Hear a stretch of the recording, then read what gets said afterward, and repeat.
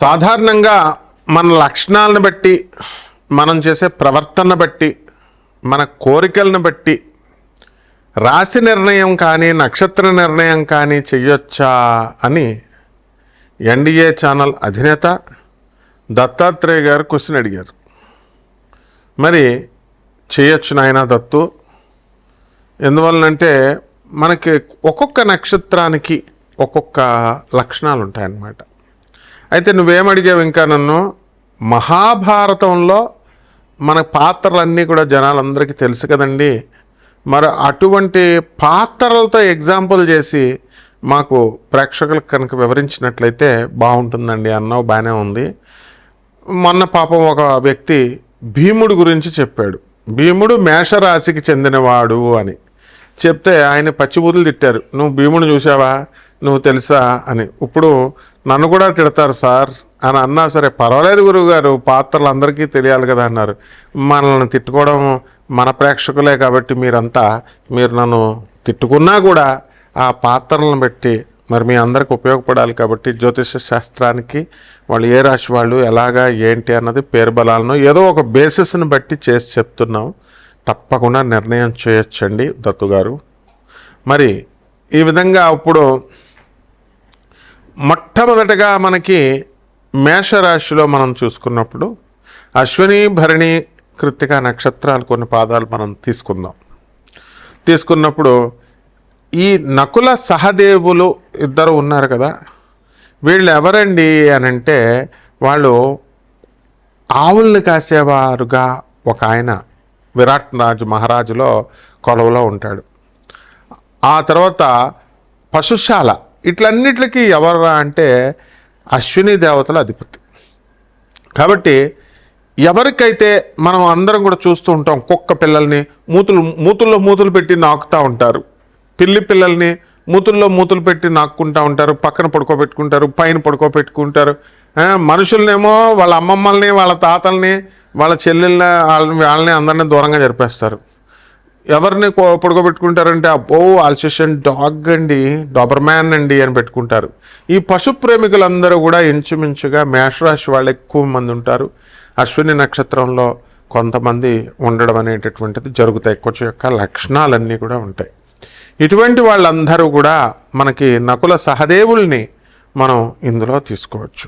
మకర రాశి, ఈ మకర రాశి వారికి అందరికీ కూడా మొండి పట్టుదల బ్రహ్మాండంగా ఉంటుంది. ప్రేమ ప్రేమ ప్రేమ అంటూ ఉంటారు. విచిత్రం ఏంటంటే ప్రేమించిన అమ్మాయినేమో కోర్టు నోటీసులు ఇస్తాడు, పెళ్లి చేసుకున్న పెళ్ళానికేమో కోర్టు నోటీసులు ఇస్తారు. అయితే ప్రేమ ప్రేమ ప్రేమ అంటారు. ఇది విచిత్రమైన ప్రేమ అన్నమాట. శని కదా ఏకాంతంగా, ఈ రాశికి అధిపతి శని అండి. అందువలన ఆయన ఏంటి, తన భార్య తన కోసం ఎదురు చూస్తున్నటువంటి మందాదేవి దగ్గరికి వెళ్లకుండా ధ్యానాలు చేస్తాడు, తపస్సులు చేస్తాడు. తీరా ప్రత్యక్షమై శివుడు ప్రత్యక్షమై వరం ఇచ్చిన తర్వాత తన భార్య దగ్గరికి వెళ్ళబోతుంటే, శోభనం ఆ రోజు వెళ్ళబోతుంటే శనీశ్వరుడికి ముందే కోపం వచ్చి ఆమెకి మందాదేవికి నువ్వు ఎవరిని చూస్తాడు భస్మం అయిపోగాక అని శాపం పెట్టేసింది. మటార్ష్ అనమాట. ఆ శని ఇలా చూస్తాడు క్రూర దృష్టితో. శనీశ్వరుడు స్టైలిష్గా అప్పుడు మనకి MBBS Sharma, MBBS Shankar Dada MBBS సినిమాలో చిరంజీవి వాకింగ్ స్టైల్ చూడండి, ఇలా సర్ఫేస్ ఇచ్చుకొని శ్రీకాంత్ అంటుంటే ఆ పుస్తకం పట్టుకొని వాకింగ్ చేస్తాడు. ఆ స్టైల్లో శనీశ్వరుడు వస్తూ ఉంటే పాస్ పడిపోద్ది మిగతా 8 గ్రహాలకి. బిల్డప్లు ఇచ్చిన గురుగ్రహానికి, శుక్రగ్రహానికి, సూర్యుడికి అందరూ కుజుడు గిజుడు ఇక అందరూ రాళ్ళ వెనకాల దాక్కొని బాబాయ్, ఎందుకంటే చూశాడా వాళ్ళ పని మటాష్ అనమాట.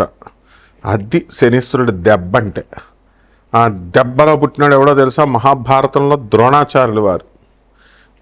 కొట్టుడు ఆయన. ద్రోణాచార్యులు పెళ్ళంతో ఎప్పుడైనా కలిసి ఉన్నట్టు చూసారా మనం వీడియోల్లో? మనకి ఎవరో కూడా కనబడలేవు.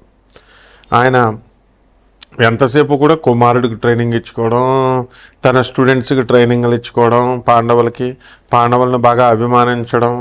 అర్జునుడిని ఏమో జగదేక వీరుడు చేస్తున్నాడు. మరి మిగతా వాళ్ళందరిని ఎందుకు చేయకూడదండి అంటే చేయొచ్చు కదా, మరి అడగచ్చు కదా. ఎందుకు అడగలేదంటే అర్జునుడు అడిగాడు, అది గురువుని అడగాలి మీరు. అంతేకాని గురువు పంగనామాలు అడిగితే ఎట్లా? ఇదిగో పంగనామాలు ఆల్రెడీ మేము పెట్టేసుకున్నాం, కొత్తగా మీరు వచ్చి పెట్టేదేంటి మాకు? అందువలన అయ్యా మరి మాకు నన్ను జగదేక వీరుని చెయ్యండి అర్జునం వందే జగదేక వీరం, జగదేక వీరుని చెయ్యండి అని అడిగితే అప్పుడు ఆయన చేస్తానన్నాడు. ఏకలవ్యుడు ఉన్నాడు కదా, మరి దీనికి అడ్డొచ్చేటటువంటి వాళ్ళు కూడా ఉంటారు. ఆయన్ని వెళ్ళి ఏం చేశాడండి, ఆయన ఎక్కడైతే దొంగతనంగా ద్రోణాచార్యుల వారు ఫోటో పెట్టుకొని ద్రోణాచార్యుల నుంచి విద్య నేర్చుకుంటే ఏళ్ళు కోసి పారేసాడు. అంటే గురువు లేకుండా విద్య కనుక మీరు నేర్చుకుని దొంగ విద్యలు అంటే ఇప్పుడు మనం వీడియోలో కొత్త కొత్త స్టైల్లో మనం చెప్తున్నాం, కాపీ కొడితే మనం కొట్టాలి అంతే. ఎందుకని మాస్టరం కాబట్టి మా గురువుగారు జీవీఎన్ ఆచార్యులు గారు కాబట్టి ఆయన ఈ కొత్త కాన్సెప్ట్ని తయారు చేశాడు. అసలు చంద్రబాబు నాయుడికే భయపడలేదు ఆయన అసలు. మొత్తం ఆ కాలంలో మొత్తం చెప్పండి రా బాబు అంటే జగన్ వచ్చేస్తాడు అంతే అని చెప్పేసి గట్టిగా తిట్టిపడేసాడు తెలుగుదేశం వాళ్ళని. తిట్టిపడేస్తే మహామూర్తి గారు అడుగుతారు ఇంటర్వ్యూలో, అదేంటండి మరి అలా చెప్పారంటే అప్పుడు ఓడిపోతారండి అంటే ఆ ఛానల్లో చెప్పమన్నారని చెప్పేశాడు. అమాయకుడు పాపం. అలా ద్రోణాచార్యుల వారు కూడా చాలా అమాయకుడు. లేకపోతే కనుక మీకు కృష్ణ పరమాత్మ ఒక ప్లాన్ చెప్తాడు ధర్మరాజుకి, వెళ్ళేసి ఇది చేయవయ్యా మొత్తం అని చెప్పేసి. ఏంటది, దీని పేరేంటి, అశ్వత్థామహత అని. అంటే తన ఒక ఏనుగుకి ఒక పేరు పెడతారు, అశ్వత్థామ అని పేరు పెట్టి ధర్మరాజు బిల్డప్ ఇస్తాడనమాట. ఏంటంటే సాక్షాత్తు పరమాత్మ అయినటువంటి శ్రీకృష్ణ పరమాత్మ వచ్చి ఆఫ్టర్ ఆల్ యమధర్మరాజు అవతారం ధర్మరాజు.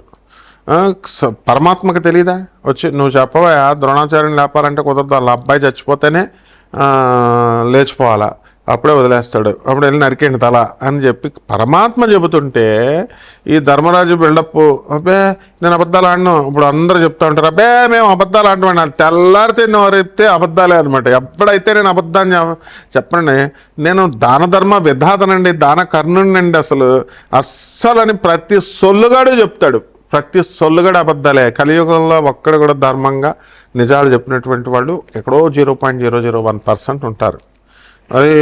అది ఒప్పుకుంటే పోయా కదా. ఇప్పుడు మనకులా మేము కాపీ కొట్టామన్నాం, మా జీవీఎన్ ఆచార్యులు మా గురువుగారిది ఆ కాన్సెప్ట్ ఇచ్చాడు చెప్పామన్నాం. అలా ఉండాలన్నమాట. అంటే అలా కాకుండా కాన్సెప్ట్ కాపీ ఏమో ఆమె చెప్పినవన్నీ కాపీ కాదు. అంటే ఈ టైప్లో చెప్పొచ్చు అని రకరకాల ప్రయోగాల. ఆయన ఎక్కడి నుంచి కాపీ కొట్టాడు, 1000 మంది యూట్యూబ్ అంతా కాపీయే. అరటిపళ్ళు అమ్ముకునేవాళ్ళు, తర్వాత ఈ సపోటా పళ్ళు అమ్ముకునేవాళ్ళు జ్యోతిష్యాలు చెప్పేస్తున్నారు, పంతులు గారిలాగా వచ్చేస్తున్నారు, నామాలు పెట్టేసుకుంటున్నారు, చెప్తున్నారు. అది పెట్టాలన్నమాట. మీకు అసలుకి తెలియని రహస్యం ఏంటంటే అది పెట్టాలి, ప్రాంప్టింగ్ ఎదురుకుండగా పెట్టాలి. పెడితే స్క్రీన్లో వస్తుంటే న్యూస్. నేను చిన్నప్పుడు అనుకునేవాడిని, అయిపోయి గారు శాంతి స్వరూప్ ఎంత జ్ఞాపకం శక్తో ఎలా చదువుతున్నాడు న్యూస్ బాబాయ్ అని. ఆ స్క్రీన్ ఉంటుంది అనమాట, స్క్రీన్ మీద వస్తూ ఉంటాయి కదా. అలా ఇప్పుడు యూట్యూబ్ చరిత్రలో ఉన్నటువంటి ఇంచుమించు 90% మంది అక్కడో 4-5 వదిలిపడేసేయండి, మిగతా గ్యాంగ్ అంతా కూడా అలా పడతంటే చదువుతారు. లేదా మా నేమాని, మా బుట్టే సిద్ధాంతి, మా రేలంగి సిద్ధాంతి, మా పంచాంగాలని మా పుస్తకాల షాపులో అమ్మేవాళ్ళం. Mohan publication, Gollapudi publication, Vijayawada Sridevi publishers, మొత్తం అంతా గ్యాంగ్ అంతా పుస్తకాల షాపులన్నీ మాయే. ఇక్కడ సిద్ధంబర్ బజార్ దగ్గర కూడా మా శంకర్ పబ్లికేషన్స్ ఇలా ఉన్నాయిలే. అందులో దొరికేటటువంటి పుస్తకాలు ఒక 6 కొనేసేసి బట్టి కొట్టేసి అందులో ఏం చెప్పాడు, ఇందులో ఏం చెప్పాడు, ఇలా అనమాట. సో ఇలా చెప్పేవాళ్ళే ఉన్నారు కాబట్టి మా జీవీఎన్ ఆచార్యులు గారు కూడా ఏం పర్వాలేదు, ఒకళ్ళొకళ్ళు అందరూ షేర్ చేసుకోవచ్చు. మేము చెప్పేటటువంటి ప్రముఖ ఆధ్యాత్మికవేత్తలే మేము చెప్పేటటువంటి వీడియోలు మా మిత్రులు కాపీ కూడా ఎత్తున్నారు, తప్పేముంది. ఒకళ్ళొకళ్ళు యూట్యూబ్ కలియుగం అంటేనే కామయుగం, కాపీ యుగం. అందువలన దానికోసం ఏం మనం ఇది అవసరం లేదు. చక్కగా అటువంటి ద్రోణాచార్యుల వారు ఈ నక్షత్రంలో పుట్టారు. దీని లక్షణాలు ఏమిట్రా అని అంటే మకర రాశి వాళ్ళు పట్టుకున్న పని వదలరు, తర్వాత అమాయకులు, సంసార ఇతరుల.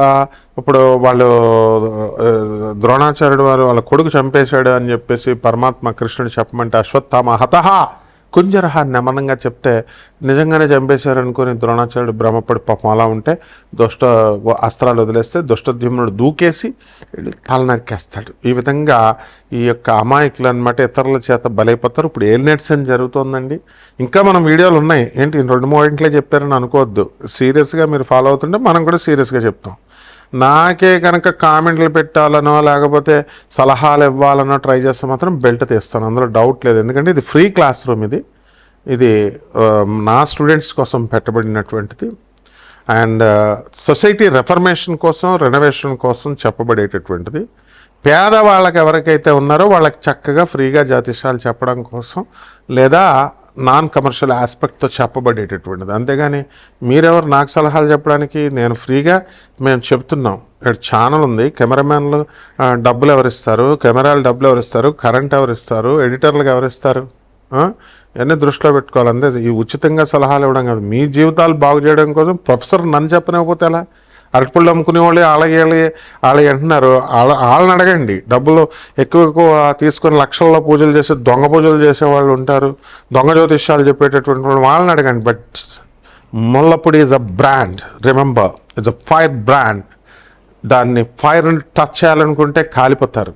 కాబట్టి జాగ్రత్తగా మనం ఉపయోగపడండి, అందరికీ ఉపయోగించుకోండి నాలెడ్జ్ని.